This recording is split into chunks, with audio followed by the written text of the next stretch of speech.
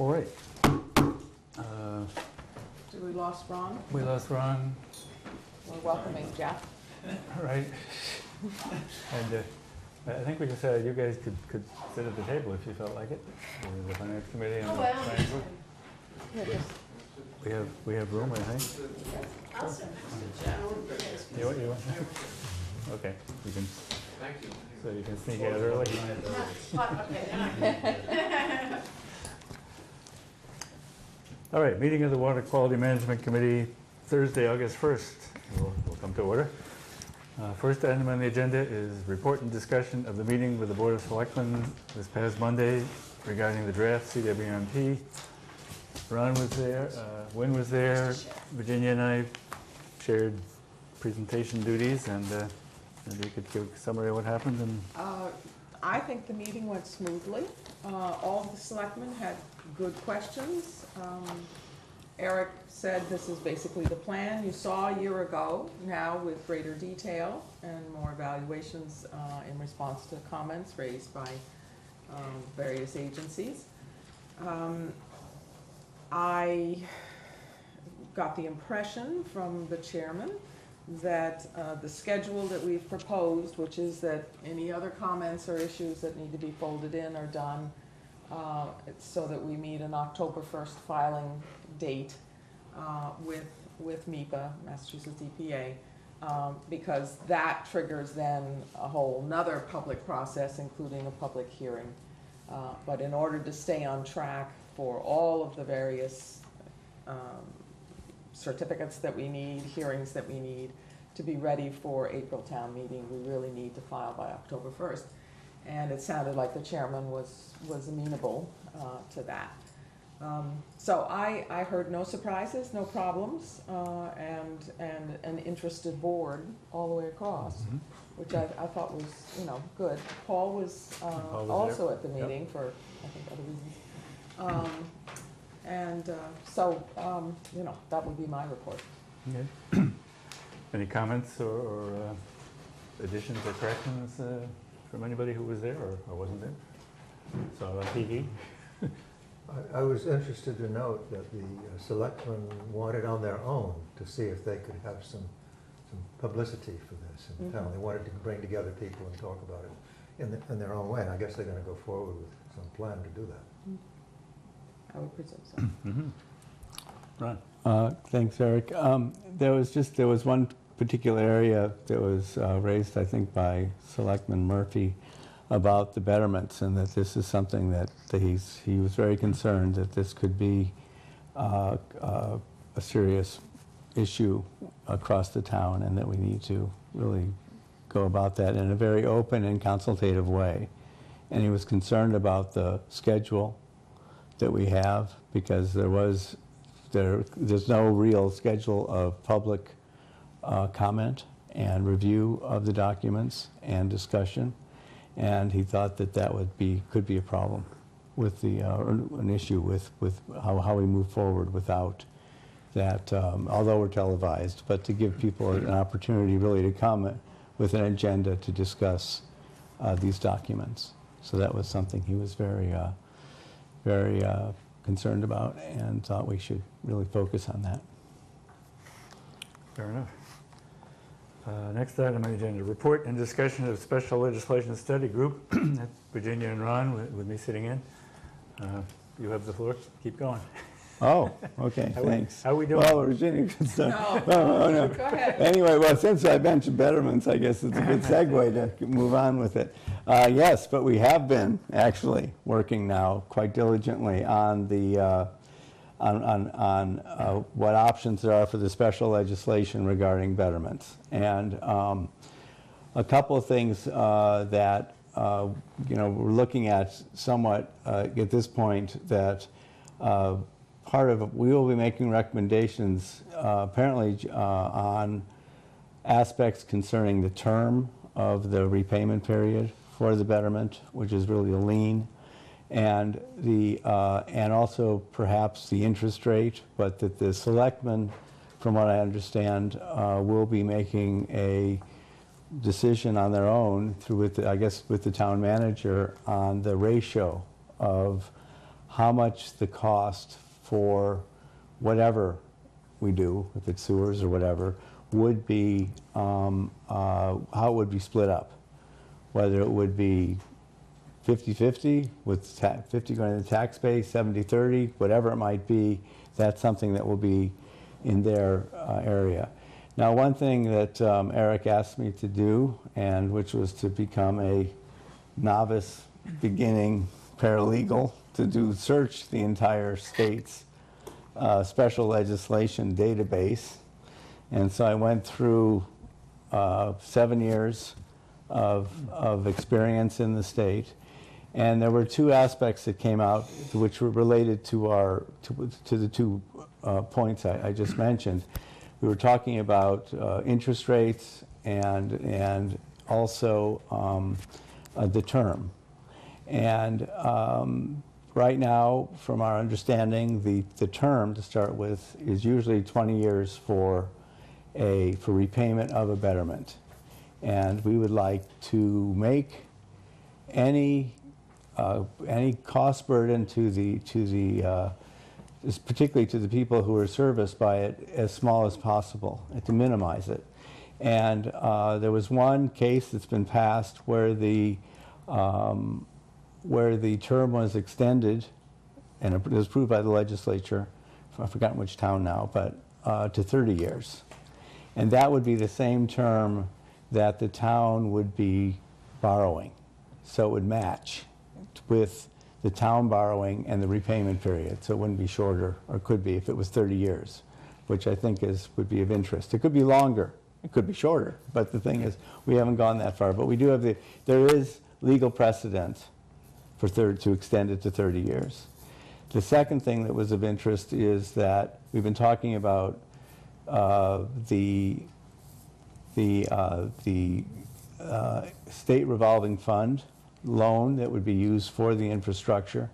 And if we file and go ahead to get 0% interest through doing things like the flow neutral bylaw, get other hurdles in place so that we can make an application for 0% loan, that would be important, because it's a lot of money, it's like $600,000 a year difference, which is, what was that, about $400 per home difference if we had to go for the 2% loan. So it's quite large, but that's a separate factor. But one thing about in regard to the percentage on the betterment part is that another town has had special legislation passed that allowed the town to charge the homeowners the same interest rate that the town received, with no addition to it. In other words, it wouldn't be like, if we got 0%, it would be 0 plus 2. You could actually have a 0. If we got 0%, there's legal precedent that they could be charged an interest-free loan for if the town decides to do it, to do that. Or if it's a 2% loan, then it could be a 2%, because that's what the town would be getting. So that helps too with minimizing costs for these funds. So these are a couple of things that have been done. It doesn't mean that we would follow those exactly. I don't know what our recommendations will be yet, but we've started to get the groundwork and to look at those aspects to see how we can do that. So that's sort of, I think, Virginia, you can follow on with, maybe you've picked up some other things since that I haven't, or Eric also.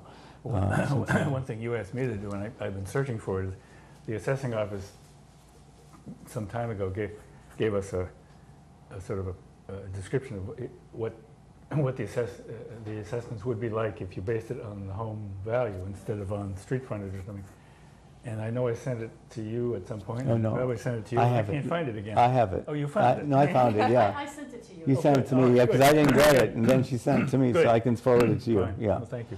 No, I have it. So Oh, good, from good. Sia, so it's sort of a Terrific. Okay. circle, yeah. But it's worth looking at, and it's Yeah, one no. of the things we are looking at here. It is that's a very good point. But anyway, so that's good. We can look at, that's another way of thinking about this and how the assessment is done, whether it's I've forgotten the terminology, there's one just an equal breakdown per unit, okay, basically, that's one option. Then there's this other one we can explore of, but I don't remember finding a case where they had a variable, They did it for water, but not for sewer. not for So I guess sewer, we're right, looking right, at- okay, Yeah.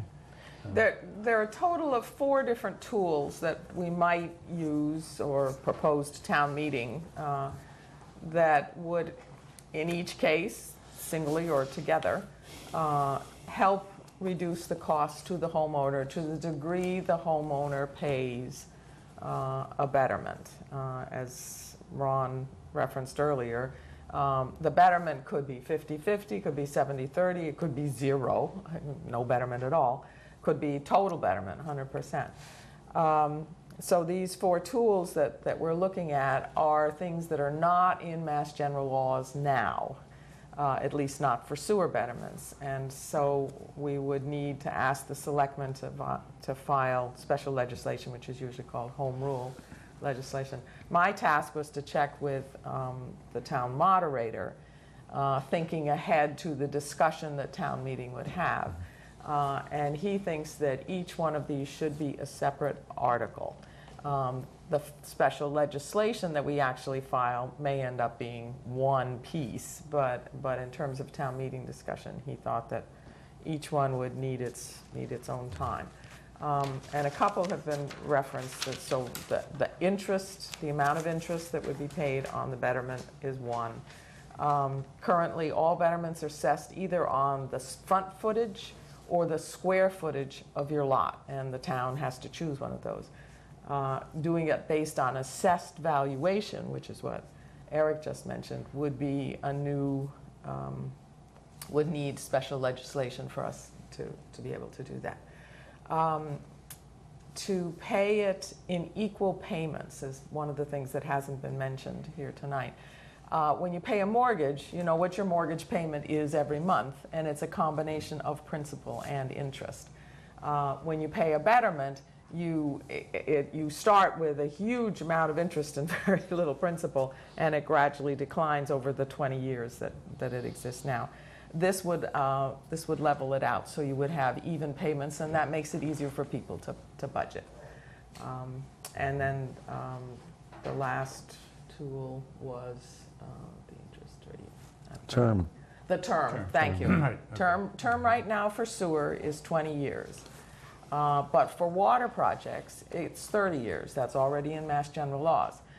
So somebody got busy and got that spread over 30 years because the bonds are over 30 years. So it does really make sense to make it over 30 years. So at the very least, I think that piece should pass town meeting because we have actual precedent. It shouldn't be difficult for the legislature to make the change. Any further comments or observations? Steve? Observation, if you have a panhandle waterfront lot, then frontage would be grossly unfair to everybody else. I mean, that guy would have a valuable lot and be paying practically nothing. There's always some winners and some losers. Well, I mean, but square feet is, Square feet is, seems, I don't see any disadvantages of it relative to frontage. right. In the public meetings that the review committee had, this idea of the betterment should be based on the value of the property in the house.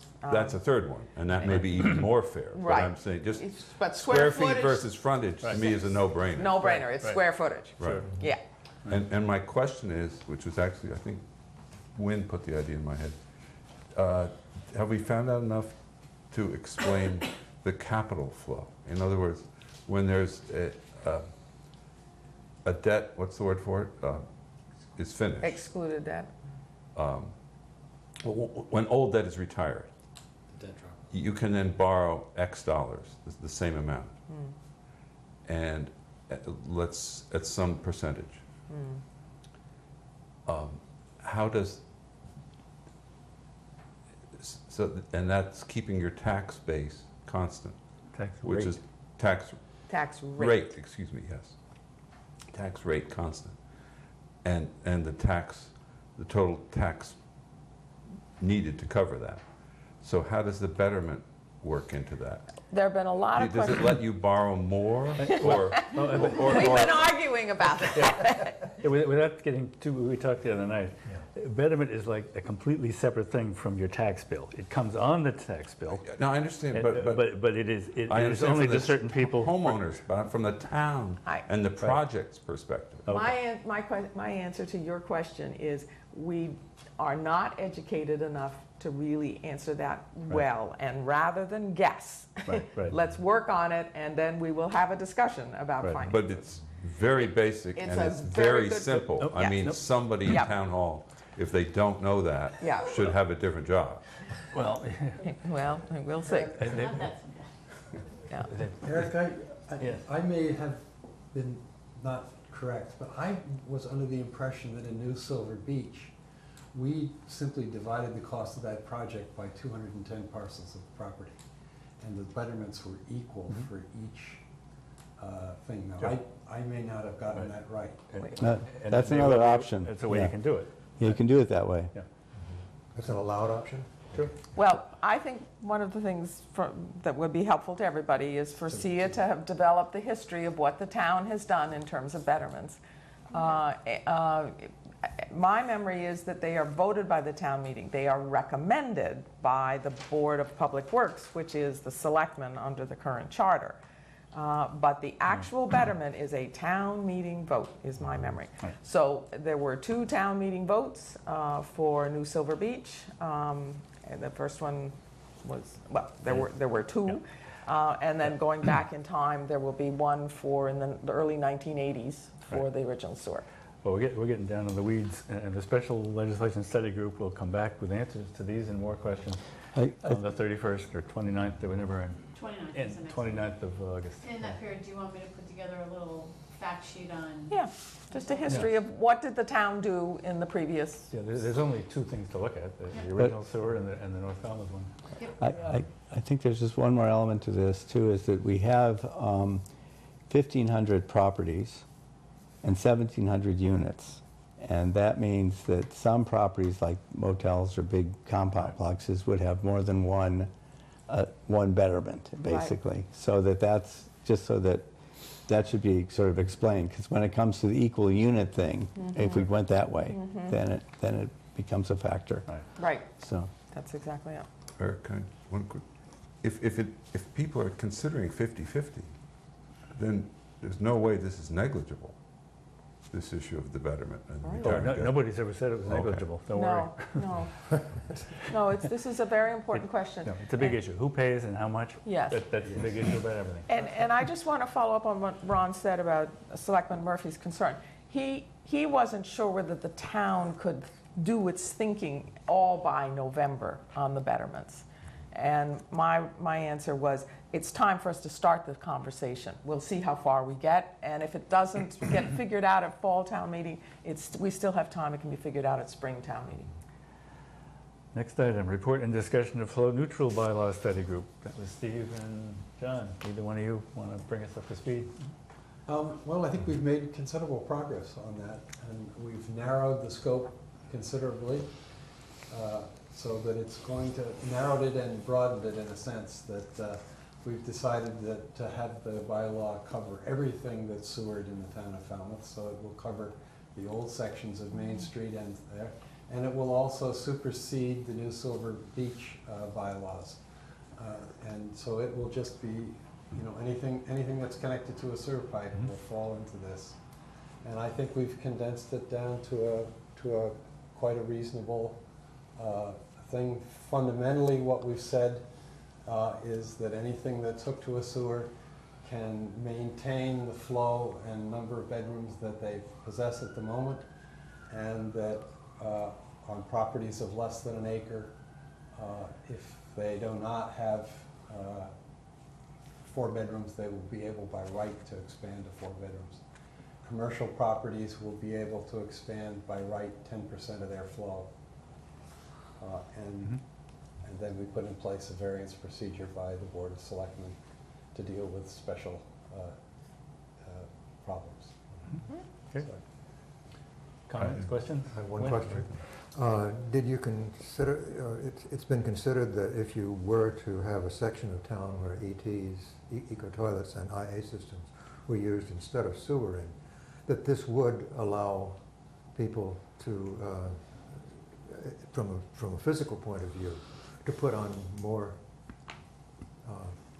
because it would reduce the flow into the septic system. It would make it possible for them to put more on their property, and we ought to deal with that at the same time. We decided that was up to your working group, that Well- if the checkerboard bylaw passes, it in a sense supersedes this in those cases. But it wasn't appropriate for us to put it in this bylaw. It would be too much crosstalk. And it's probably not inappropriate. I mean, if we've basically made the assumption that we're saying that any house in the town of Falmouth by right can expand to 4 bedrooms, then It's only in the sewer services. Sewer system. service area, so the only area Right. that the bylaw applies to Yes. are sewered areas. Yeah. This doesn't affect anything I understand that. outside. I understand, that's what I thought you were saying. Okay. And it doesn't say anything about betterments. No. It's not related to He's betterment. not- he's not Or asking sewer that. fees. He's not asking about that.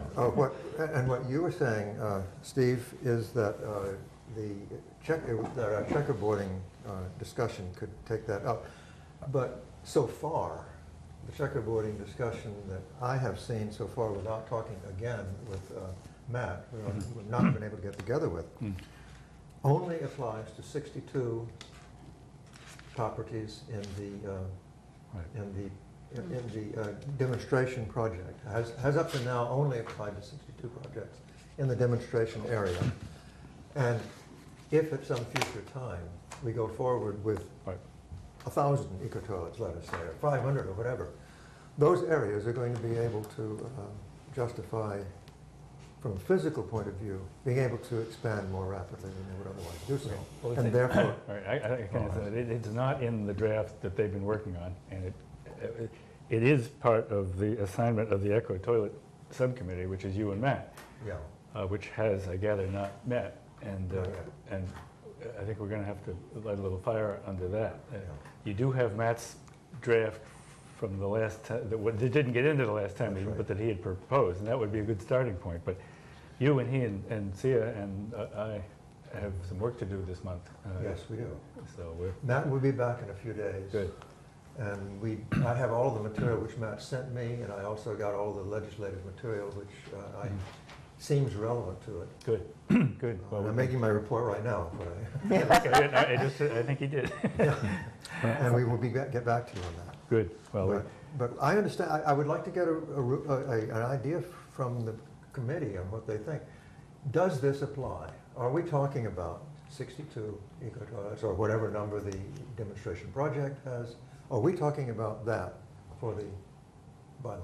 Or are we talking about? Well, you're changing. Yeah, we're on flow We're in the neutral middle of the still. flow neutral bylaw. I'm not sure which one. No, we're talking about but now. for the checkerboarding study, which will require a change which will require either a town meeting change or a change at the legislative level, or both. the draft that Matt put together last time Yes. applied to sewer service areas. If you lived in one and chose to have an eco toilet, and we presumed that it had been approved by DEP as a substitute for being on a sewer, Right. you could do that and not hook up to the sewer. That was the gist of that draft.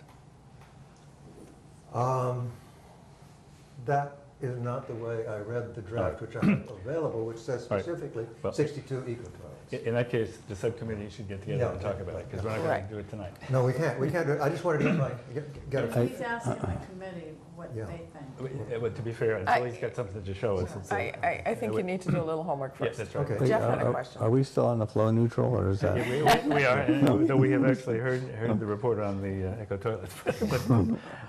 I just had a couple things. One is, if we do this, if this passes or whatever, just as you suggested, John, there are a couple issues. One is, would that then apply to the existing sewer area as well? Yes. Absolutely. That's- Everything that is sewered. Everything that's sewered would be, New Silver Beach, Woods Hall, Main Street. but it wouldn't apply to septic or those systems or Sewers. things. Sewers. Only Sewers. sewers. Right, okay, so okay, so if you're gonna limit to, okay, then the notion is, and this I think was brought up by somebody at one of the town meetings about, or a meeting, maybe it wasn't a town meeting, maybe it was one of the, I think it was one of the review committee meetings when this was being discussed about if someone is on the sewer system and they have 4 bedrooms now, and then they're assessed the betterment, then they have this new lien, and they can't add another bedroom. Can't have a new lien. This is. Can't have a new lien. No, I mean, it's the betterment. The betterment is the lien, okay? The betterment is equivalent to a lien. Well, So on the property, you have to pay flow back. neutral is not a betterment. No, I know, but what I mean Okay. is that the question comes in, the question is that if I am sewered, and then I have a betterment, and I'm gonna have to pay for it, and I've got a flow neutral bylaw in place, Yep. I already have 4 bedrooms, I've gotta pay this new thing, Right. and I've got an infirm parent that I need to bring to my house, and I need more space, then Then you can go to the selectmen under this. Yeah, so what we've done is we've Okay. put variance For variance. procedure in. Oh, okay, And what okay. we've I didn't said get that. Okay. is in essence, if you can demonstrate to the Board of Health that you can Mhm. design a fully compliant Title V system for your property for the number of bedrooms you're requesting, say you want to add 2 to 6, if you could cite a 6-bedroom Title V system on your property, and there is available capacity at the sewage treatment plant, you then can apply to the selectmen for a variance for those 2 bedrooms. So you're no worse off than you are now. No, but You what's- can do anything that you can do now. Plus, some people can do a little bit more. So it's based more on Title V, even though you're on a sewer? You demonstrate that the property that you have would be able, under normal circumstances, to take those 2 additional bedrooms that you're requesting. So that you would be able to design a compliant 6-bedroom Title V system. If you can do that, then you can go and petition the Board of Selectmen, provided that there's available capacity at the treatment plant. Yeah. And- But put it another way, you can Yeah. do anything that Title V currently would allow you to do. And you can Yeah, go but- and 4 bedrooms by right. So, see, all right. Well, you can't do anything, I mean, there has to be flow, there has to be capacity. Well, the at that capacity. plant. Yeah, right. It has to fall within the selectmen's priorities of how they want to use Right. that Yeah. capacity. Okay. And you have to Okay. be able to have an engineer to say that you can cite that system. And then you make the request, the selectmen don't have to grant it. Right. No, but my concern is not exactly that. My concern is more like that I have a house now. Let's just say that it's me, whoever, it's not me though, but if I have a house, 'cause I don't have that many bedrooms. But if I have a house with 4 bedrooms now, okay, and my septic, Title V on my lot is for 4, and now the sewer goes by, and now I have this cost related to it, and I need another bedroom, then I mean, I like the variance idea. I mean, I really think that's great, but to say that it's based on, if you're already at the limit and suddenly you're paying more money, people are gonna say, hey, wait a minute, I wanna be able to expand another, but I wouldn't, That's the purpose. of That's the flow what- neutral yeah, bylaw. Right. no, I know that, but I'm just trying to say, well, I know what the purpose You're a is. green guy. You can't be green and also be for unlimited growth. I am, listen, you're talking about me, it's not me, I said it's not me, I can tell, okay. Mr. X. I can I tell am- you one street in this town where the sewer will never go, and it's Fay Road. I know. I'm not talking, I'm talking about Mara Vista Avenue, okay? Yeah. If I may just comment a little bit, if you count the actual, so it's an interesting hypothetical, but the reality is there aren't that many 4-bedroom houses. They're mostly 1, 2, and 3-bedroom houses. Yeah. So it's sort of like setting up a straw man at some level for the 4-bedroom house, because there aren't that many. And then the other is that if you wanted today to take your 4-bedroom house, and you'd have to pay for either, I mean, an IA system or any other system, that it would allow you to have more Mhm. than your existing septic. And so what the betterment is actually doing is having you avoid the cost of a very expensive Title V septic system. All you have to do is design it. And within Title V, there's provisions for innovative and alternative systems and other ways to get greater flow. So I think that it's not unlikely that if somebody has a 4-bedroom house in Mara Vista, they're gonna be able to design a Title V compliant septic system to get the additional Now, bedroom. we have to be a little careful. It's a compliant Title V system without variances. So an IA system is not something that you Is that a get by variance? right. Yeah, you don't get that by right. So what we're saying is, you come in and you have to have a standard Title V system design. The Flow Neutral Committee has not finished its work, Right. it's fair to say. Okay. And it's gotten some good input tonight, and Yeah. we'll be Jeff, back. Jeff, join in. I had sort of two comments that were kind of tied to Wynn's question about eco toilets. With the flow neutral, if you are going to establish a flow neutral, and then within that area have the potential of having eco toilets, you want to make sure that your growth neutral bylaw or flow neutral bylaw doesn't allow you to do more with an eco toilet than you could, because you could always have these, similar to the, I want to add additional things. If you allowed an eco toilet to, because they don't generate any flow, build a super McMansion on one parcel, and then all of a sudden, the next person that comes in to move there says, I don't want eco toilets, I wanna go back to sewer, now you've got something that's much larger than Right. anything that would have been allowed. Good point. Except that habitable dwellings are not not regulated by flow, they're regulated by bedrooms. Understood, but what, I guess, Yeah. what Wynn seemed to imply is that if you put in eco toilets and then is there the potential to put on more bedrooms because you're not generating the flow and you're meeting the compliance of.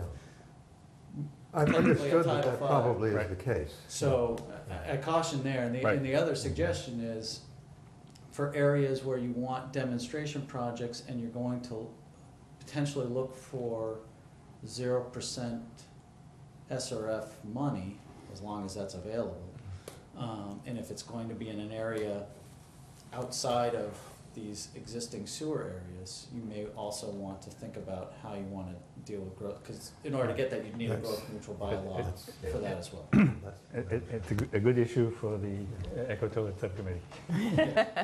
We may then recommend that the flow neutral bylaw include something like that. Well, or- we can, come See in when with you get something there. first, and we'll Yeah, see where we okay, go with yeah, it. Good idea. You're also addressing the timeliness of connection, mandatory connection. Yes. Yes. Right, that's in there. Yeah. Absolutely. 90 days. 90 days. Ron? Just one, the Board of Health actually, just on this topic that you raised, when the Board of Health has already authorized an additional bedroom to a home on Green Pond, I think. Not sure which pond, I'll think of the name of the street, but because they were right on the water, but because they converted all of their toilets to eco toilets, the net effect was actually less in terms of the impact than the smaller number of bedrooms. It's about a year ago. I mean, you might remember that, John. Don't remember it. You don't? Well, Oh, yeah. Yeah. Well, these are things we need to look at. absolutely. Yeah. Absolutely. Okay, any further comment on the three study group Well, efforts?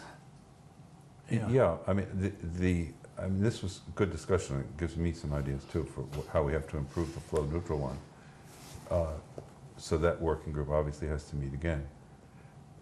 But we're so far along, is it appropriate for us to circulate Nope. our draft? No. Nope, No. Not to the, not tonight. No, not tonight, but I mean. Oh, well, when tomorrow it's by ready, email or something. when it's ready to be circulated, they'll all be circulated, but yeah, not, this last one, you and I and several others had some additional comments that True. needed fixing. It's not ready. No, it's not ready yet. Right. Wayne? I just wanted to ask the question about circulating things between now and the next meeting when we meet. Well, the subcommittee should do its work, and when Yeah. it feels it's ready to bring it to the whole group, hopefully that'll be by the 29th of August. 'cause Well, it better be. Exactly. We could then circulate things with the admonishments. This is not for discussion until the meeting. Yeah, exactly, good, perfect. Okay, review of consultant studies of Site 7 issues. Crocker Pond, potential soil attenuation of phosphorus, migration from infiltrating treated wastewater, and technical memo 12, updated groundwater modeling. We have Jeff here to tell us about these things. I didn't realize I was going to be presenting on. Well, Do you want let's definitely do them one at a Yeah, time. Crocker Pond. Right. Crocker Pond. Crocker Pond. So we have issued a memo on the phosphorus attenuation. I can't remember the ecologic. I don't think it had a separate technical memorandum number. That's gone through the reviews, and we're at the point now of preparing to incorporate those findings into the CWMP to fill in those gaps, just in anticipation of other comments that we're going to be getting, because we need to start filling in those pieces of those findings. So Nate was going to be working on that when he comes back from his first vacation. He was going to be working on that and on the Tech Memo 12. I guess, All right. did you want me to, Well, I'm not sure. Well, maybe Virginia Do could you want give me us, to give hit us on the, the highlights of a pricey, you or she or somebody can give us the highlights of that report. Well, Okay. okay. As was noted in the draft CWMP, the potential impacts to Crocker Pond, which is 1,800 to 2,000 feet, depending on what point you measure it from, downstream of Site 7, where we intend to discharge the tertiarily treated effluent. There were questions raised by the abutters, by Buzzards Bay Coalition, and so additional studies were done. And this report is the additional studies.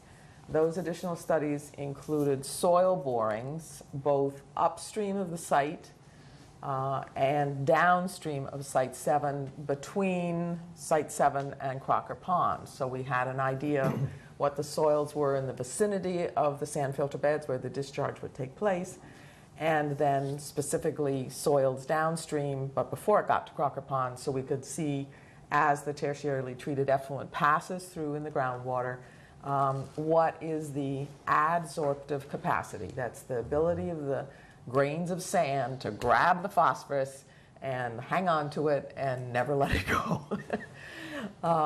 And so basically this study looked at that. It had to start with what's the flow, and you may remember that originally the flow we thought to Site 7 was going to be about 300,000, 290,000 gallons. But when we finally got the sewer service area defined, the flow is 260,000. So that's what this was modeled at. Secondly, we looked at the area of the sand filter beds that would be contributing to Crocker Pond. Not all of the discharge from Site 7 touches Crocker Pond.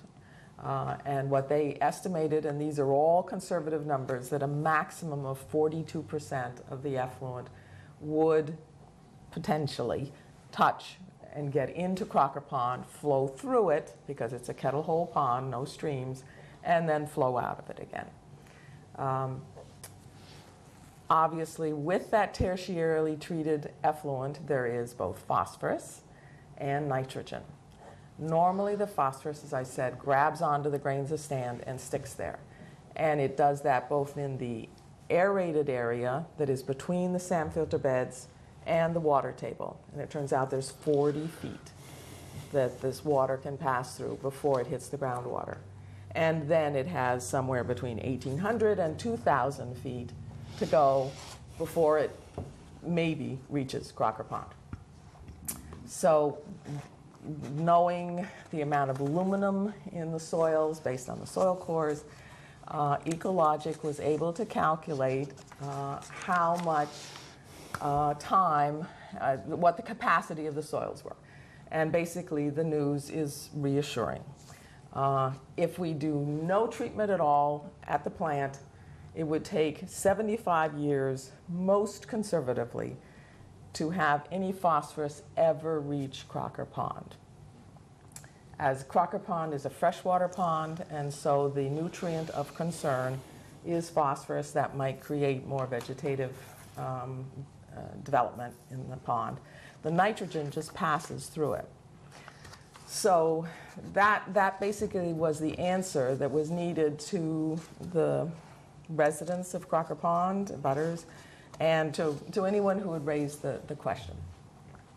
If there's additional treatment at the plant, then you may get as much as 1,000 years before even conservatively a molecule of phosphorus would We're reach. talking additional phosphorus treatment. Additional phosphorus treatment, right, at the So plant and is no always, treatment isn't no treatment, it's just no additional phosphorus. that's correct. No treatment is tertiary treatment? Tertiary. That's right, the current level of treatment, which is tertiary treatment. The other interesting piece that was developed at the time that this was being done was we also looked at all the monitoring wells around the plant now, because it's been in operation for 36 years. Is there any phosphorus in any of them? And the answer is no. So that it looks like we're really in pretty good shape in terms of phosphorus. The second half of the picture that Ecologic touched on, but is mainly in Memo 12, has to do with the nitrogen, which is also moving along. Before we move to that, can I Yes. ask something about the Sure. phosphorus? Is this special treatment that takes you from 75 years to 1,000 years expensive? It can be. It depends on the level of treatment that you're trying to achieve. Because if you wait 75 years and then put in that special treatment, you've already filled up the sand. Correct. It wasn't Ecologic's job to deal with to make a choice between 75 years Right. and 1,000. But the real answer is we put monitoring wells downstream of the sand filter beds, just like all the other ones, and we see, is there phosphorus 15 feet from the sand filter bed? You'll watch From it, you'll on see the it. down, you look for the phosphorus at the site. You'll You don't see it. wait 75 years. Right, You'll look for it to migrate before you. Yeah. right, very Right. good, So you, okay. and then we're also doing another study to look at the costs associated with. Because the special treatment presumably still leaves some tiny but finite amount of phosphorus. in it, Tiny but finite. Which is what takes 1,000 years, but if you've already used it up. Right, Yeah, okay. that's right, yeah. In the report, it gives the actual concentrations of current. Yeah, no, Yeah. the monitoring, I- Virginia mentioned finesses, Yeah. that's Right, fine. and you know, the more numbers you put out, except for the people who are passionate about this, it just gets really confusing. So I try not to put numbers out if I don't have to, because they're just, it's hard to keep track of. Ron? Actually, I enjoyed reading this because it was quite, this is my kind of thing. This is kind of, It was well written. Yeah, it's very clear and to the point. And also talked about the fact that the soil is basically sand. There's very little Yep. fine particulate matter, so it's somewhat limited in that way to absorbing things because of the bigger pieces compared to clay or silt. There is, and so I was reading in here, and there were some statements made that I tried to get more information on, more specific information. And I think that we need to go back to them with this, based on, I've talked to specialists and Professor McBride at Cornell and talked to George Hoyfelder about phosphorus and issues, and there is a factor that they did not touch on in this report, and that is the actual effluent that's going to be, that we have coming out of the plant, and we will have coming out of the plant in terms of pH.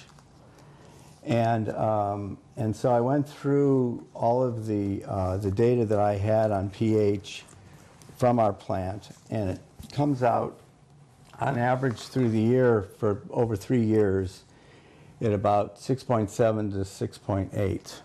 That's the pH on average. I think I saw figures as high as 7.4 and as low as 6.1, but it was rare. But basically, most of that 260,000 gallons, or whatever it'll be, that's coming out, has a pH of between about 6.7 and 6.8. It's just sort of depending on the year, but it's in that range. And so when you look at 6.7 and 6.8, the notion of the adsorption changes based on pH. So this, if it like for iron and aluminum, the optimal pH for phosphorus adsorption is 5. For calcium, it's pH 8. In this range of 6 to 7, and more or less right where we are is dead center, is when most of the phosphorus remains in its soluble form. It doesn't adhere. And I copied these, this is just one page from a newsletter, which took me to this fellow, to Dr. McBride, and went through this with him. And this is just, this simple graph here explains these phenomena. And it basically, this report has not dealt with that issue at all. It's not mentioned. It just talks about low pH and this kind of thing. But in this graph, you can see in the area where 6.7 would be, or 6.8, we have the less effectiveness of adherence, of adsorption. So it needs to be re-examined in terms of this bit of science that they haven't discussed. All right. So I think that this is critical factors. I was reading the report, I just got into it, and there were some relatively loose statements. Not loose, but just not, they weren't specific about things. And so I think that this, I tried to reach them today, and I called too late because it just turned out that way.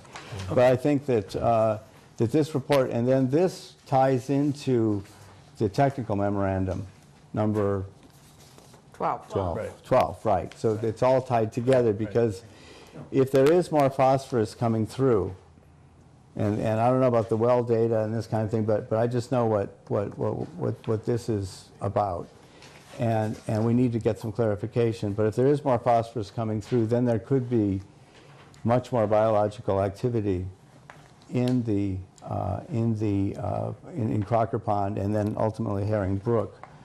And also what's interesting too, even in the technical memorandum number 12, which we haven't gotten to yet, so I can hold off on this, but I have another viewpoint on that. But I think that I've been through this with this specialist. He's actually a waste management. He's worked with sewage, sludge, and everything. It's all kinds of things. But the issue is that this report did not factor that in. Okay, we get that point. Any Right. comment on that? Well, I make a few comments. You picked up on the fact that the soils were low in silt, but you didn't pick up on the fact that they're very high in aluminum, okay, which is very good No, I know that. for absorbing phosphorus, okay, Right. just to mention that.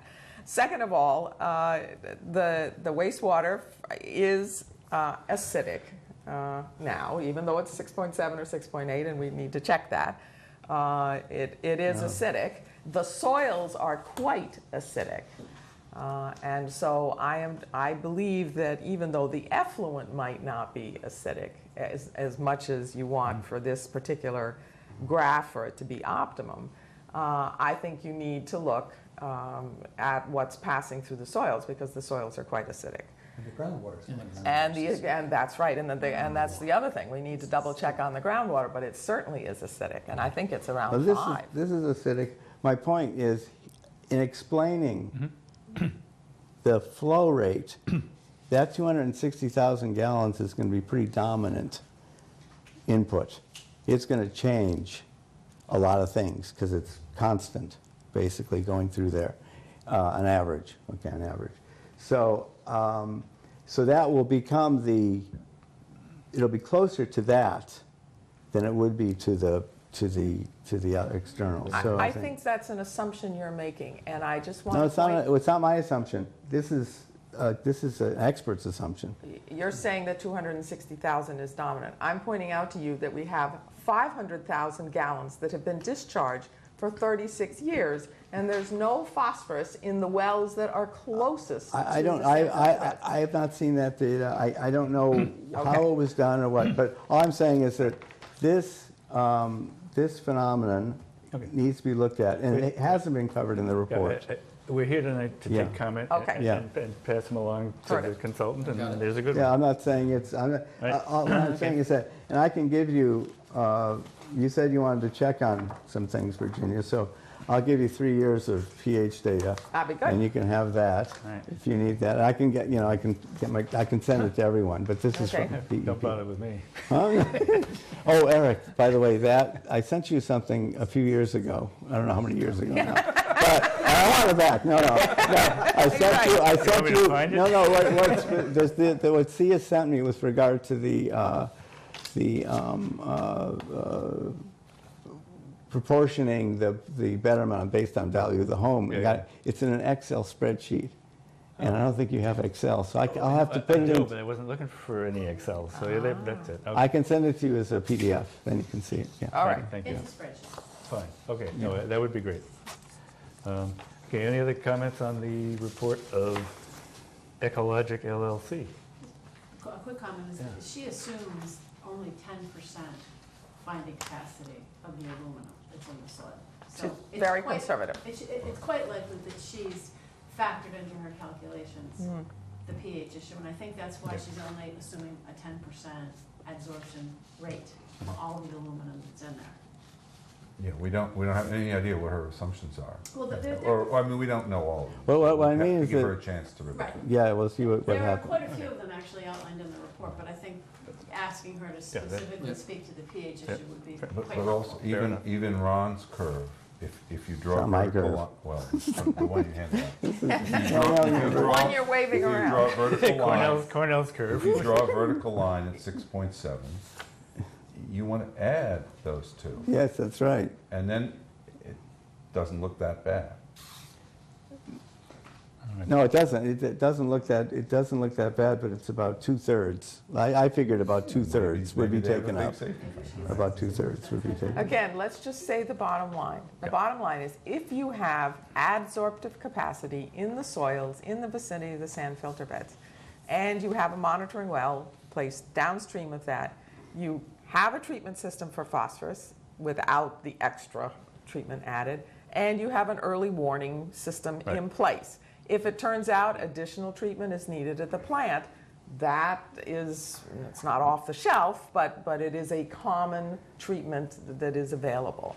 So the phosphorus does not pose a threat to Crocker Pond. That's the bottom line. The bottom line is that a Shumat pond has been compromised by phosphorus coming from the MMR treatment plant. We know That that. much we know. That is a fact. Okay, And so all I'm saying is that this is part of the reality. And the of it. conditions at Ashuma Pond and that wastewater treatment plant are very different.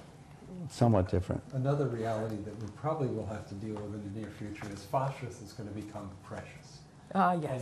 And we may One.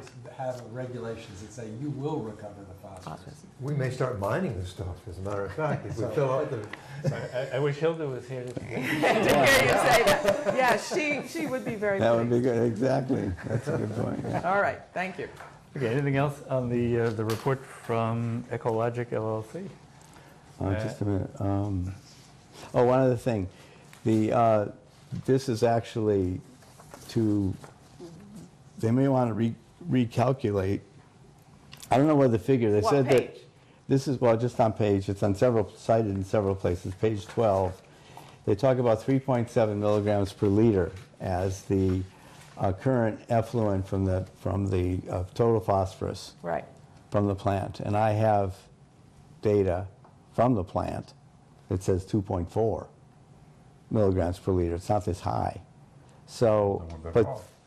Yeah, this is a conservative. No, I didn't number. say it was, yes, of course, we're better off, Let's use- but let's what I'm use saying the is the data doesn't, that I got from Amy is different from this, which had 2.4 as the average, instead of 3.7, Okay. over months, over a year or Okay. two. Jotted it down, and I will review with the team, good. and I will get back to you.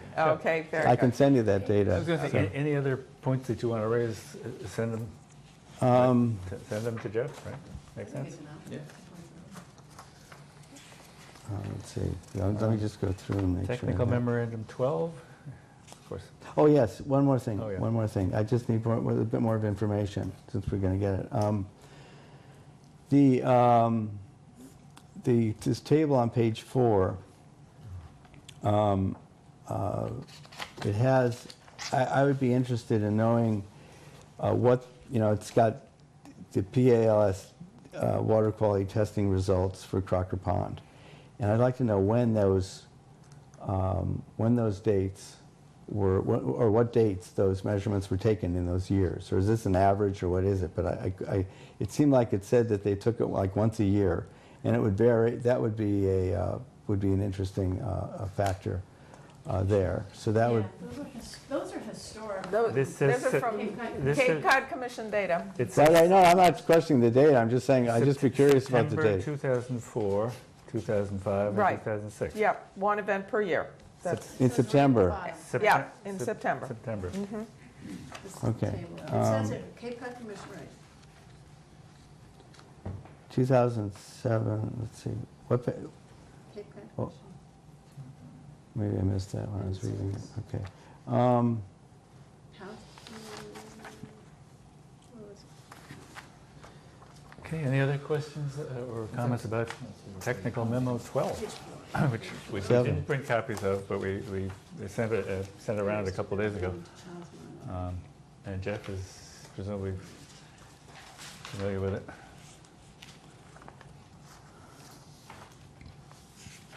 I can ask the question on that table. Is that what? Oh, yeah, go ahead, sure. No, that, I'll ask the Oh, question. you, oh, okay, I was going to ask it, okay. Yeah, I think we've established the date of September for, Yes, it's in the text. so. I'm just looking for it. Oh, it's the paragraph above the table. First The sentence. the paragraph immediately above it says, "We reviewed PAL's field data," gives the sampling Oh, dates, yeah. spreadsheet, Yeah. one event, 2 sampling depths. Wait, what page is this on? It's on page 4. Page 4, Okay, paragraph just above 2.2 findings, Oh, I starting see, with, okay, "We good. reviewed." Third paragraph, first line. okay.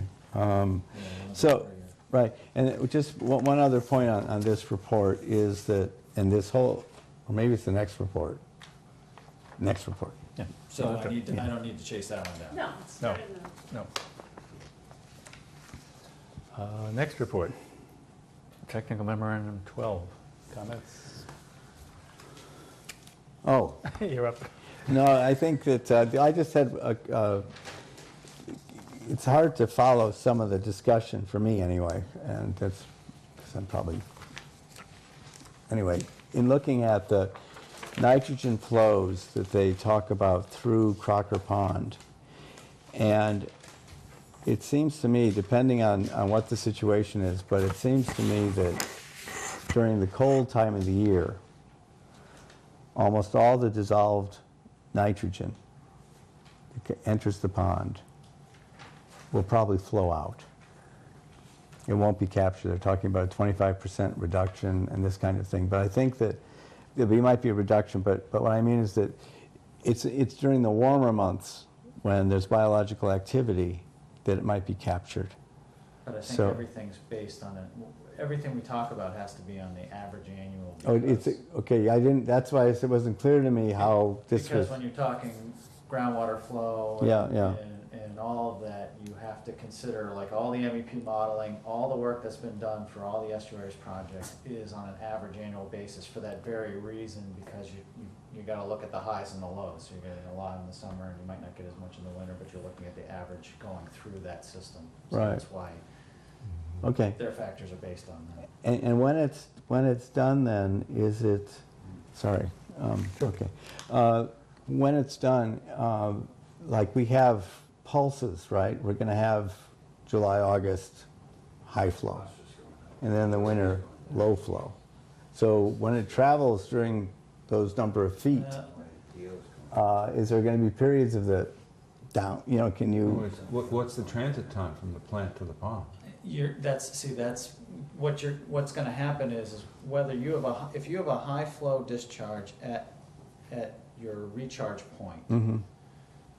that could be in the middle of the summer, but by the time that flow actually gets to Right. wherever it's going, it could be the dead of winter.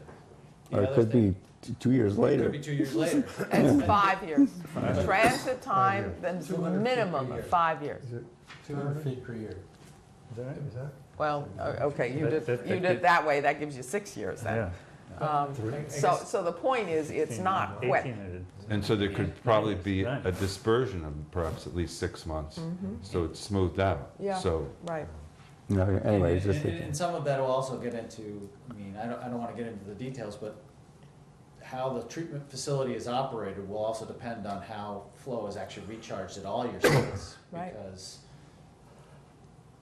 they just have to stay within their limits, and if they don't need to send any flow to there, they won't. Or They if they won't. wanted to send a consistent flow at a lower level, constant, they'll have some of those flexibility, but that's again why you look at everything on an average basis as it moves through the system, and you can't pick your two peaks in that. Right.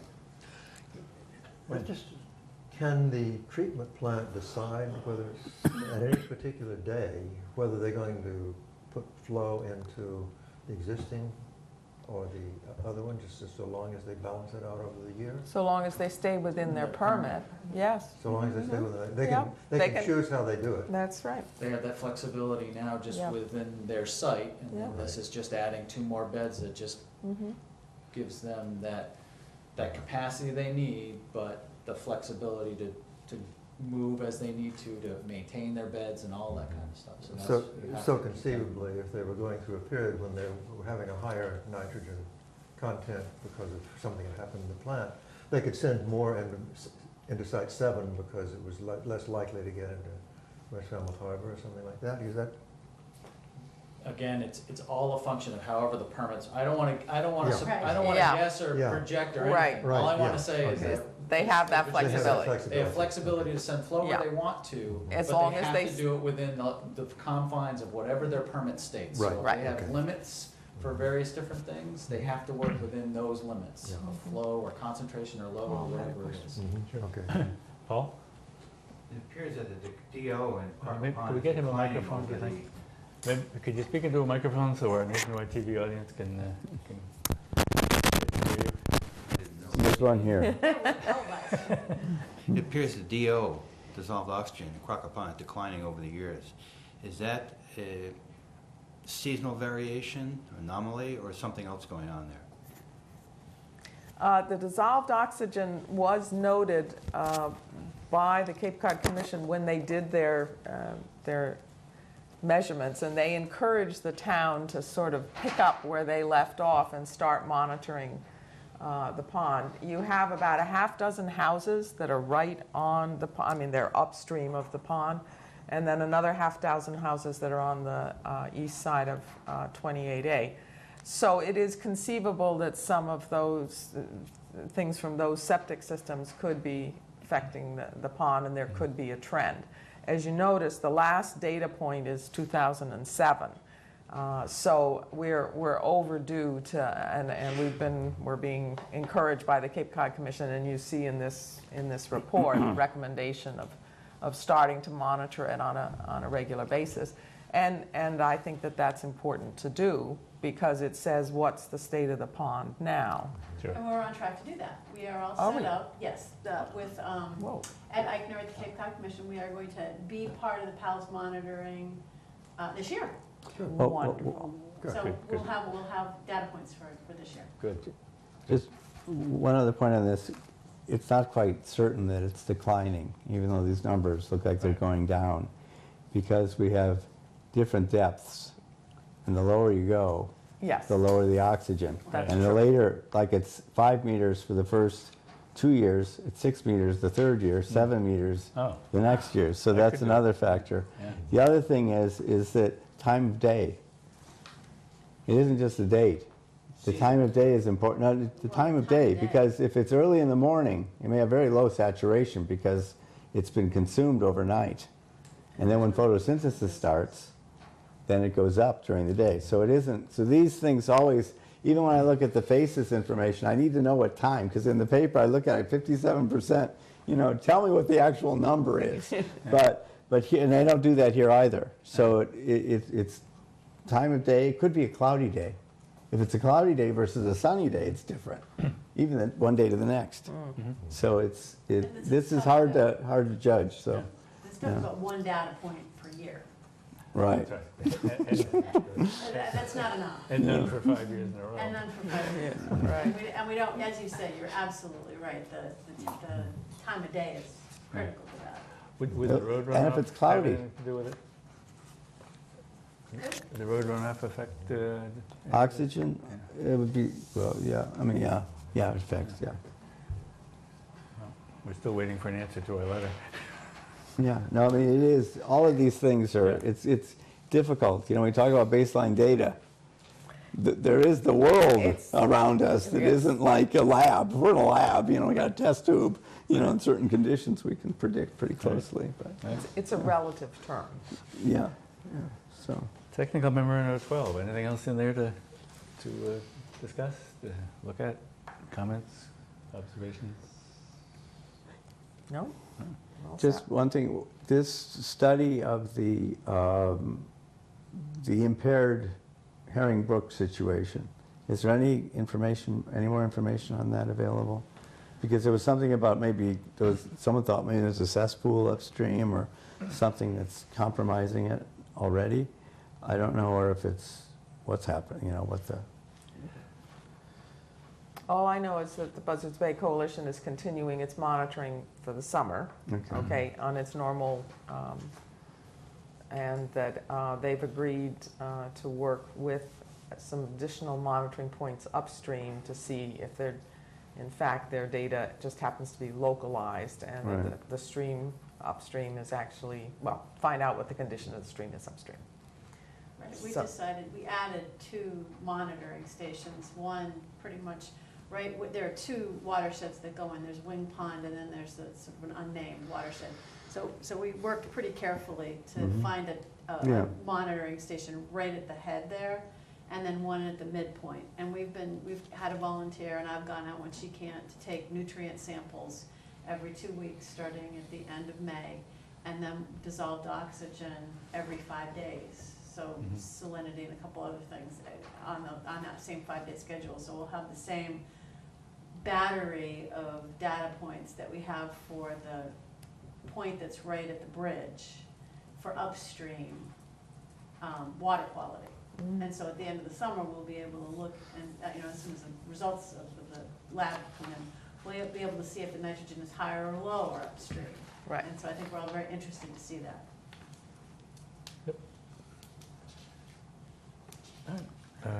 Okay. Any further discussion on item 5, A or B? If not, other reports by members and staff. Oysters, how we doing? Tomorrow, we are putting in the rest of batch 1. Okay. About 9 o'clock, and I believe we're gonna have some additional video footage of that exciting deployment of bags. And Dick, who was here, I'm not sure if he's still here, Yes.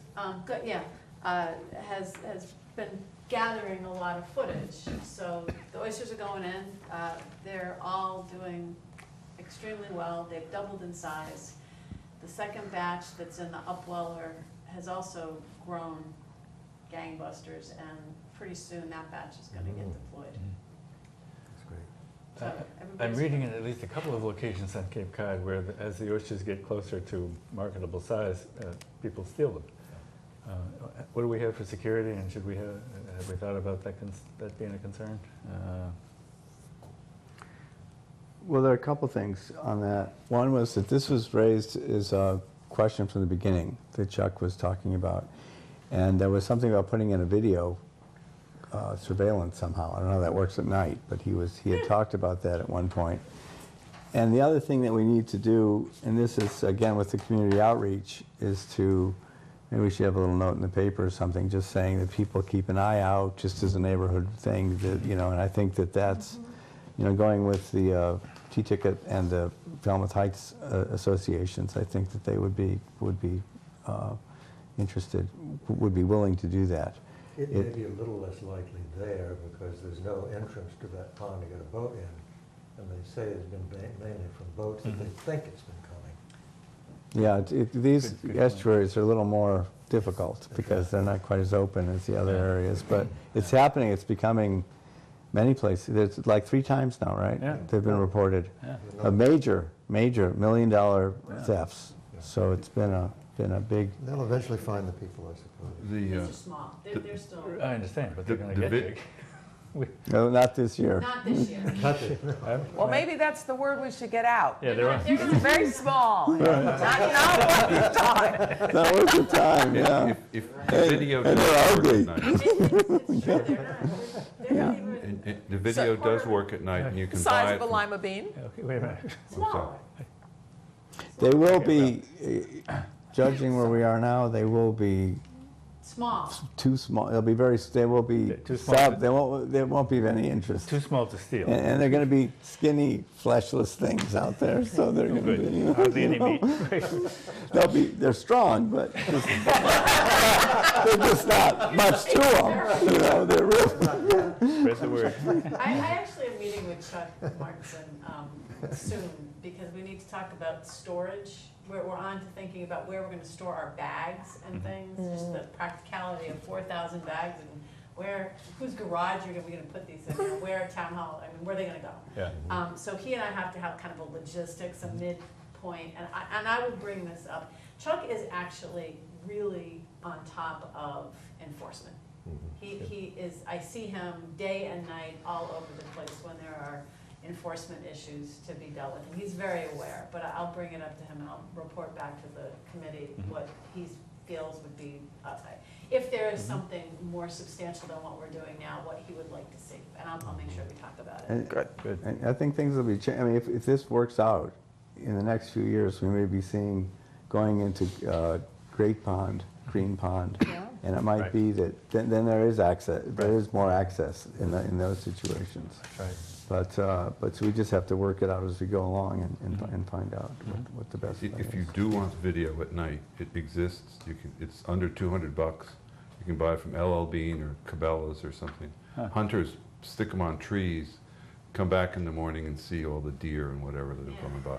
Yeah, And but can you for tell- another $100, you know- you can have it wirelessly go to your PC. Huh. It's just amazing. Wow. What a world. Very good. Wayne? I have 2 very small items. Sure. I'd just like to remind everybody that the 208 process, I am joining the group that's going to do Walkway and Papaneset. I've told them I'm joining that group. I just want to remind people that it's there. And are we going to send anybody to any of those groups? Or I'm thinking of going. Virginia's been. I signed up, I don't know if I'll be picked, Participating. but, yeah, I don't know.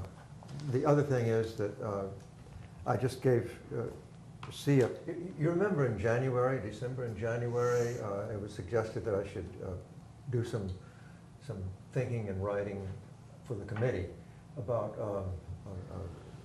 PV, calculations of PV and so forth for scenarios and projects. The mathematics of it. Tell them what PV is. Present value calculations for things like that. And I just handed Sia the least important of the pieces of that discussion is to create a little spreadsheet model that can show how it might be done. And I have done that. I gave a copy to P. To Sia. I would like feedback on it because I'm working on information that I have about how those work, which is 25 years old. I don't think they've changed the procedures, but I may have forgotten some things. And I want to be sure that I have everything in there that I need to get in there.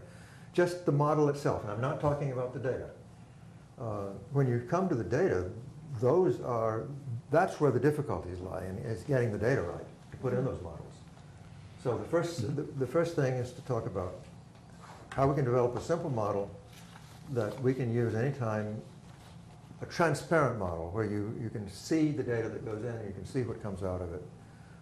This is standard stuff. There's nothing unstandard about it.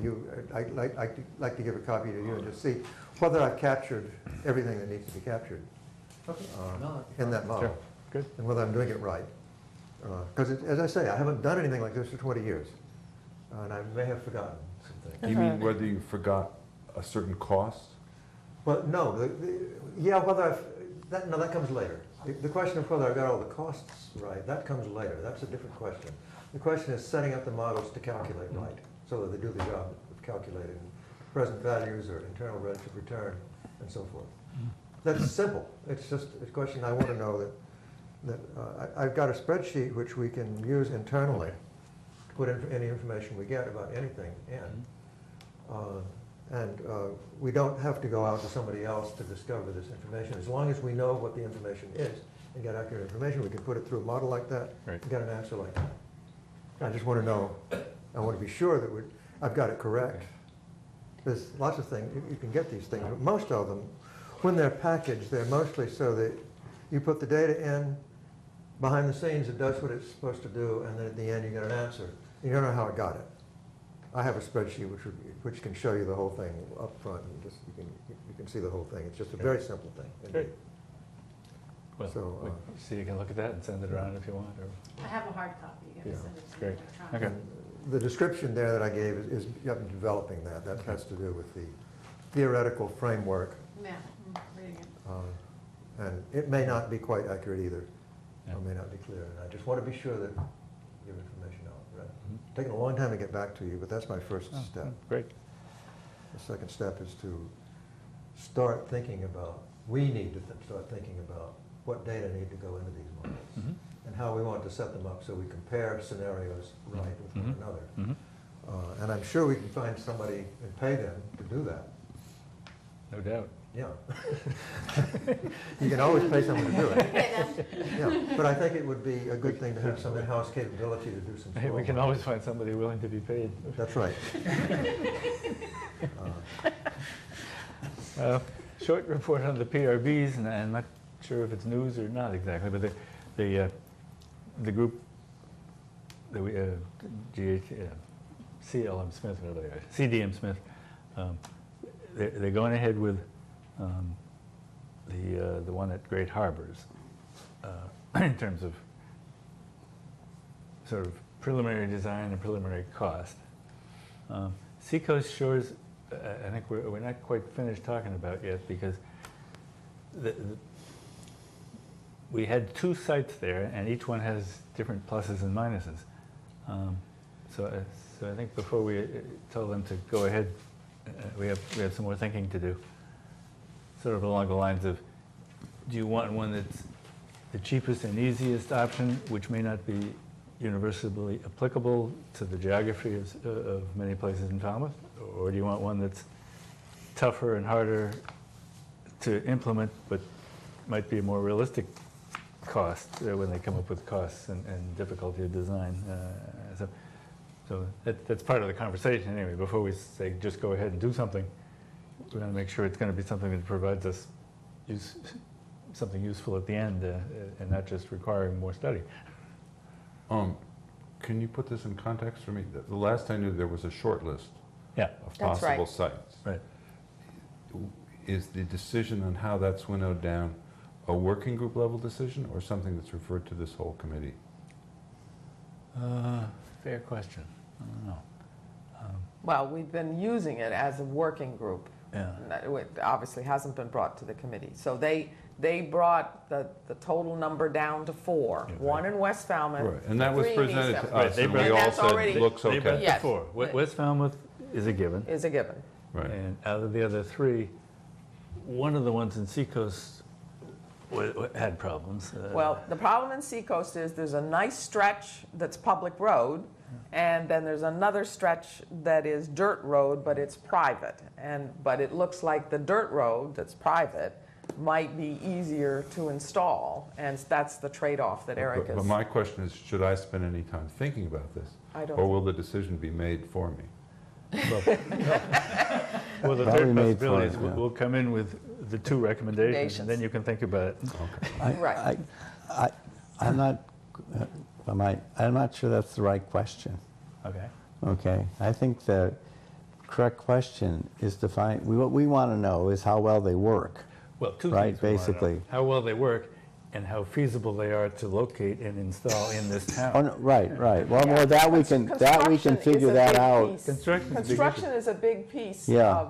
of the cost. Yeah. And that's what we're struggling with. Right. Do you do something that looks easier to construct?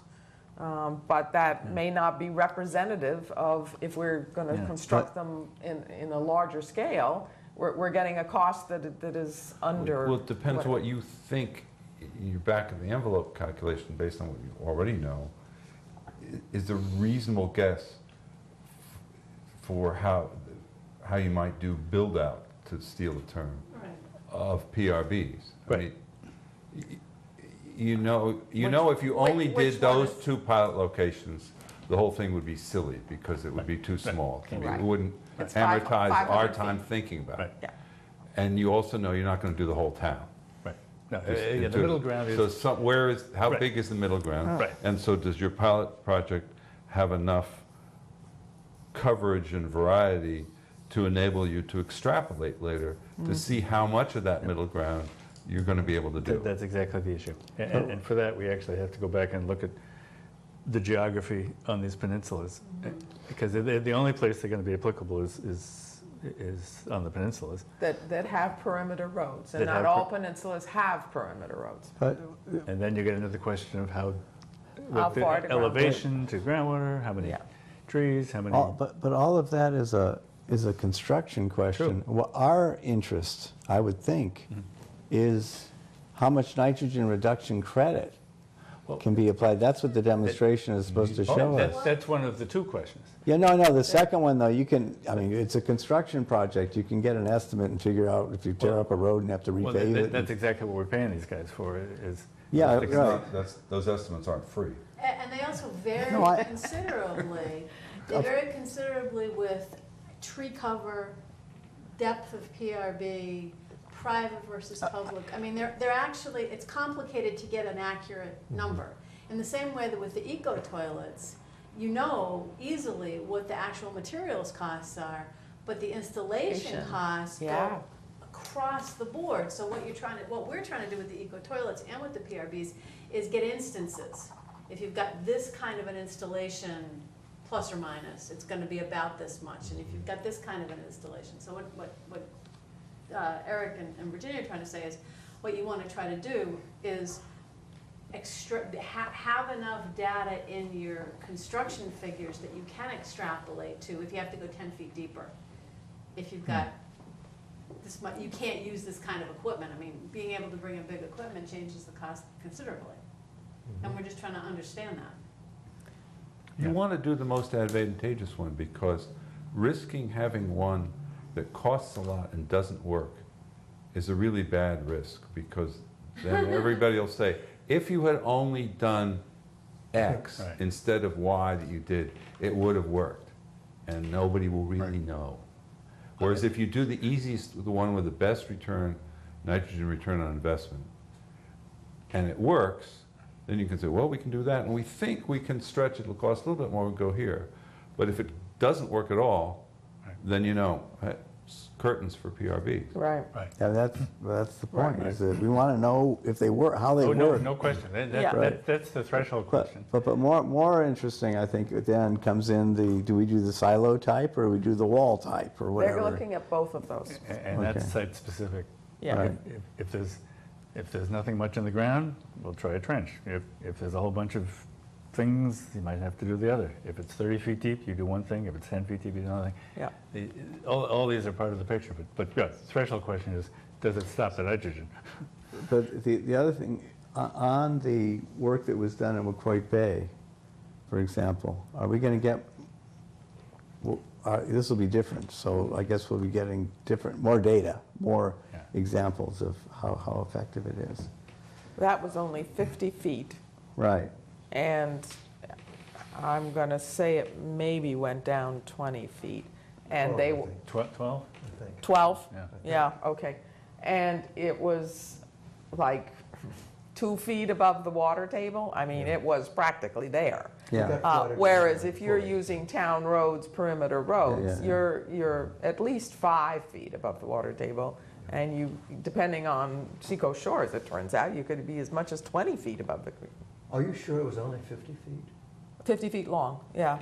You're sure of that? Ken Foreman told me that. Because I thought that was 200 feet long. It was No, they weren't else that was long. 50 feet. But so what are we talking about length now? How long? 500 feet. 500? 400, 500, in that vicinity. Okay. Oh. Yeah. So a lot of things sort of being mulled over and weighed and Because I was just thinking, if we get the best bang for the buck, the first thing is, okay, we do a cheap one, okay? And it shows us it works. yeah. Then we've saved some money, and we've also then can say, okay, if we have to go further, then we get into Jerry's mantra about dollars per pound of nitrogen, removed, and then we start looking at that. There's one more factor, and that is that it's the depth of not the depth to the aquifer, but once you're in the aquifer, how much of that has nitrogen in it? And if it's 30 feet or 40 feet, and you've already trenched down 10 feet, you're getting really deep trenches, as in very difficult to construct. And so from the DEP point of view and the environmental point of view, you want to go deep enough in the aquifer that you finally can get to, quote, the bottom of the nitrate concentrations, and so you may end up with a very deep trench. So there are lots of factors. This is, as we found all the way along, nothing is simple. Right. I just my last point on this. I think that we need to give the consultant, if they come, it's already in terms of reference, I presume, to tell us, to answer these questions, right, basically. They shouldn't be asking us, well, what do you think? They should say, here's the best way to get the answer that you want. Right. And I would hope that would be the outcome of this.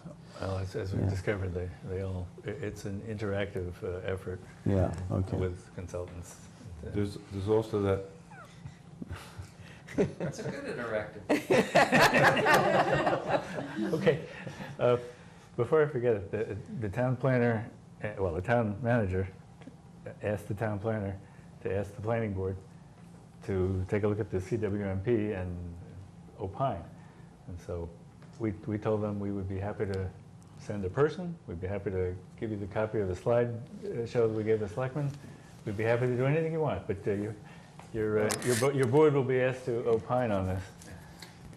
I was at the Board of Selectmen's meeting Yeah. where it was suggested by the town manager and then by the chairman that he get reactions from the planning board and I think the zoning board of appeals. Concern I had is, I don't think the planning board is qualified to judge the technical aspects of the comprehensive report that was submitted. However, I offered at our meeting on Tuesday night to give them a brief summary of what we've done, because my concern is you have a very tight timeline, and we don't want the planning board to be sitting, deliberating this where you have to move forward. So I suggested perhaps at our next meeting, we might want to make a brief presentation, brief summary. And I was going to ask you after the meeting whether you have those slides that would be available we could use, or would someone from this board want to do it, or would you be comfortable if I did it? I'd be happy to have you do it. Do you want to give them the slides? I'm happy to give them Good, slides. fine. So Does that make sense? I think that's great. That would be the terrific. summary was, Absolutely. I have to get with Brian Curry, the town Yeah. planner, Sure. and just figure out where we go. Great. We do not have a meeting next week, but the following week we do. But again, my concern is you have a very tight timeline, and I don't want us to be holding you up if that's really a concern of the Board of Selectmen. Right. No, that would be terrific. And- So what I can do is just go through them very quickly if you agree.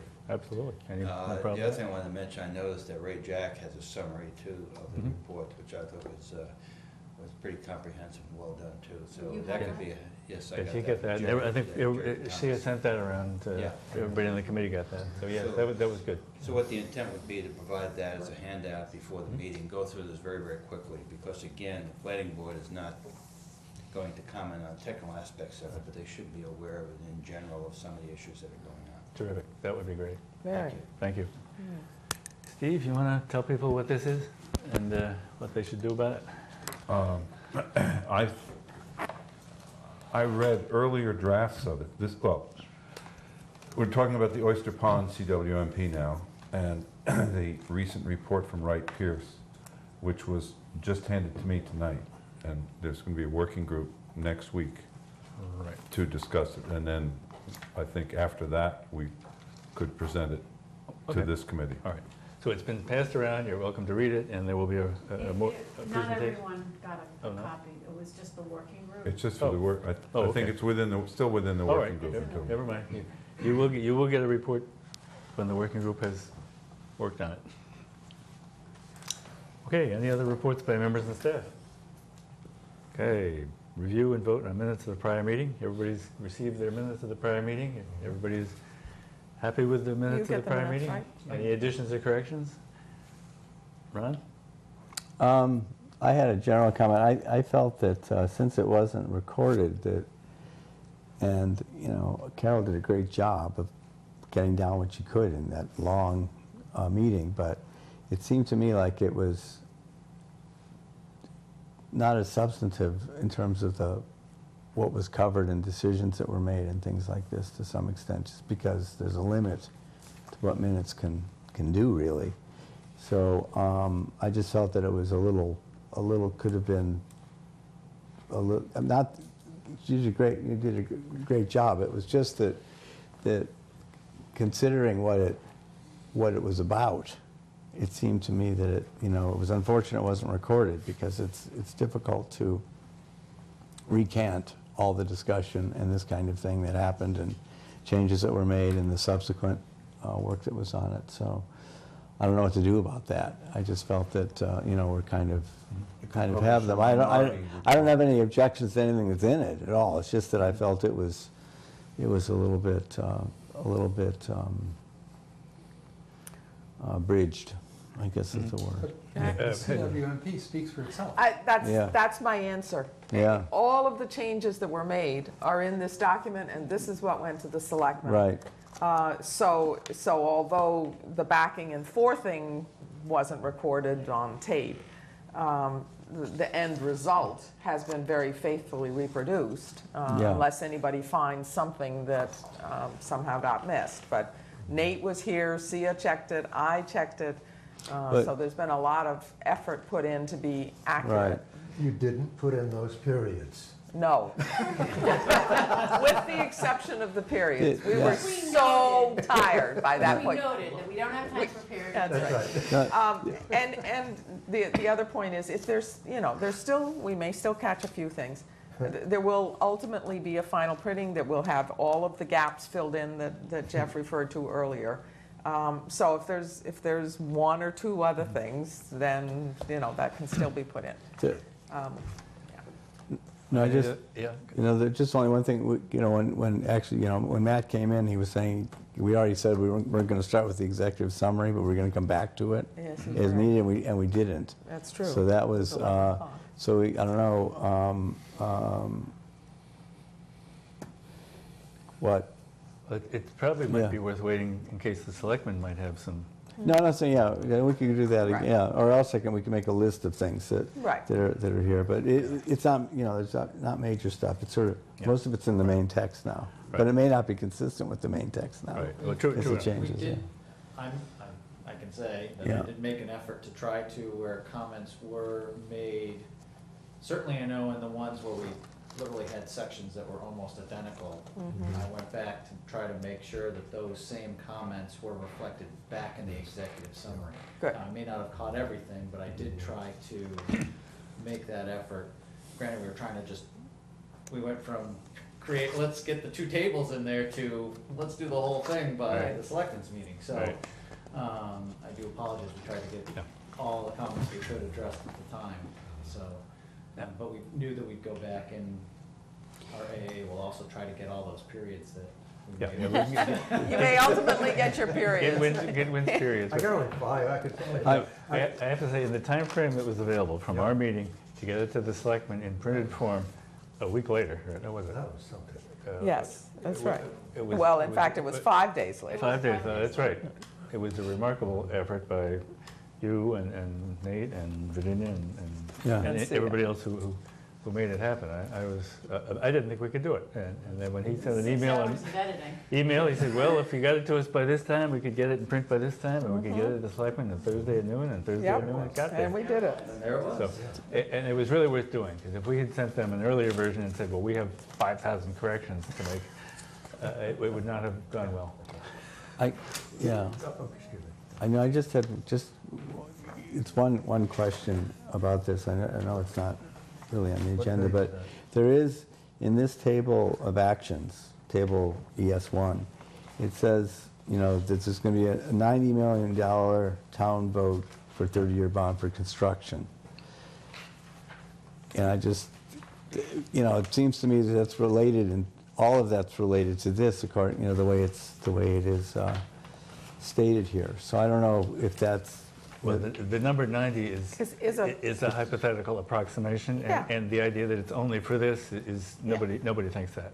I mean, we've, as no, soon as- no, right, I know, I'm just saying, it just says that here, though. I'm Well, just- yeah. it basically blocked out, you might say, it just blocked out a number. And it's just to give people an idea of scale. It may be 80 million, it may be 70 million. At this point, we really don't know.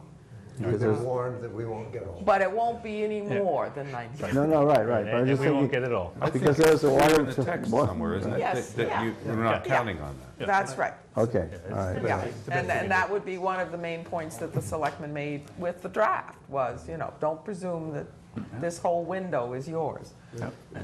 This discussion brings up a question that had occurred to me earlier. Virginia, you said at one point that at some point before the end of this process, we were going to probably go back and redo the structure of the, some parts of the executive summary to correspond to the final result. I think he just talked about that. That's what he's, That's- and Matt as well. And so, you know, I agree. We will still, it's an agenda item. That's just going to be fitting in and making sure everything fits together. And we do That's have right. to wait for the selectmen's input. Right, Yeah, that makes So sense, yeah. That makes sense. right. Okay, the motion that I'm waiting for is to approve the minutes of the prior meeting. So moved. Second, Second? all in favor? Aye. Opposed? Abstain? No, that's okay. I won't- Next meeting is, Motion to adjourn. Let's talk about the schedule. 29th of August is the next meeting. And then in September, When did you say we had to get the, everything into the, was that the 7th of September? I think we decided the 5th of September we should That's- meet because the 6th. that's right. That's right, that's right. That's right. 6th is quite likely to be the Yep. deadline. And so we'll be back to the 1st and 3rd Exactly. Thursdays in So the September. 29th of August and the 5th of September. September. Right. What's the 6th of September deadline? We're estimating that that's the deadline for the warrant Warrant articles. Warrant articles, And then the next one would be the 19th? Yes. right. And there is no meeting August 15th. You have a summer vacation before you. Thank you. Thank you, yes. Think of that. What am I And going to then do? September 19th is the last one. we're Go scheduling. sailing. You too. September 19th, what? I've been- the last no, one we're I've been sailing scheduling all as this of now. week. I mean, I've been. Yeah. Yeah. We'll do October later. First and Yeah. third. Yeah. Okay. Motion to adjourn? So moved. Second? All in favor? Aye. Opposed? Thank you very much.